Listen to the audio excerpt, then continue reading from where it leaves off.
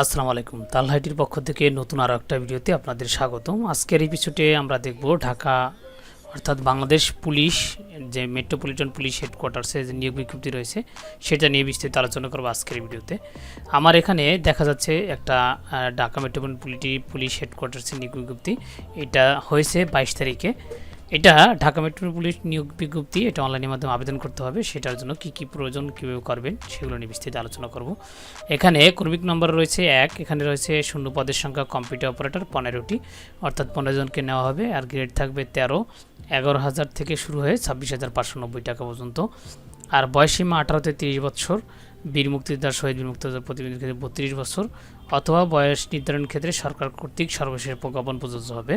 অর্থাৎ আপনি যেটা লাস্ট প্রজ্ঞাপন হবে সেটা আপনি ব্যবহার করতে পারবেন, এটা বলা হয়েছে।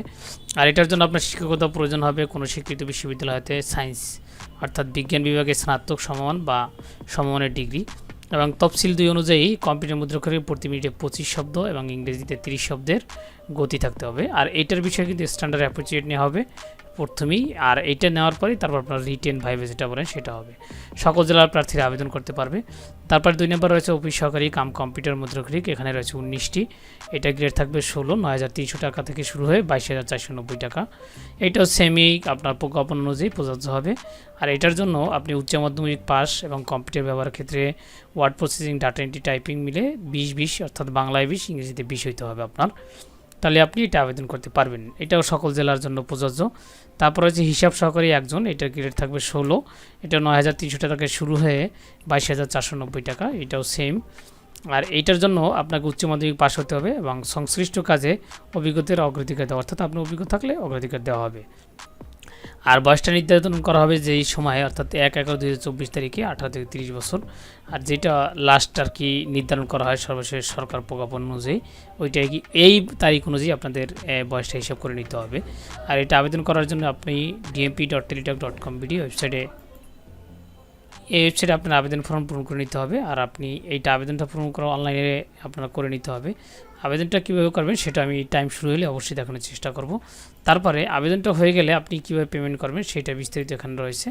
এখানে কিন্তু আপনার প্রথম SMS-টা পাঠানোর পরে একটা SMS আসবে, সেটাতে আপনি ইয়েস দিয়ে আবার পাঠাতে হবে। এখানে কিন্তু এই যে নিয়ম লেখা আছে আপনি কীভাবে আপনি পাঠাবেন। প্রথমে ইউজার আইডি স্পেস, প্রথমে ডিএমপি স্পেস ইউজার আইডি, এবার তারপরে হলো আপনার যেই 16322 নম্বরে আপনাকে পাঠাতে হবে।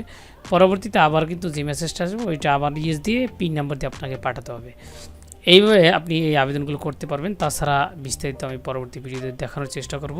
এই ছিল আজকের ভিডিওতে, দেখা হবে নতুন কোনো এক ভিডিওতে।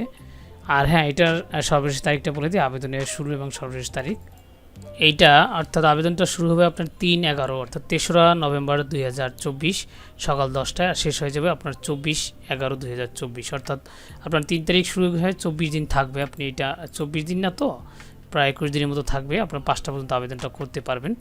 আর হ্যাঁ, আপনার যেটা হয়েছে সেটা হলো একটা আপনার মোটামুটি যেটা আমি জানিয়ে দিই, আপনি কিন্তু 1 নম্বর এবং 2 নম্বর পদের জন্য অবশ্যই আগে স্ট্যান্ডার্ড অ্যাপ্রোচ নেবে। এই যে 1 নম্বর পদের জন্য স্ট্যান্ডার্ড অ্যাপ্রোচ নেওয়ার পরে আপনাকে রিটেন ভাইভা এগুলো নেওয়া হবে।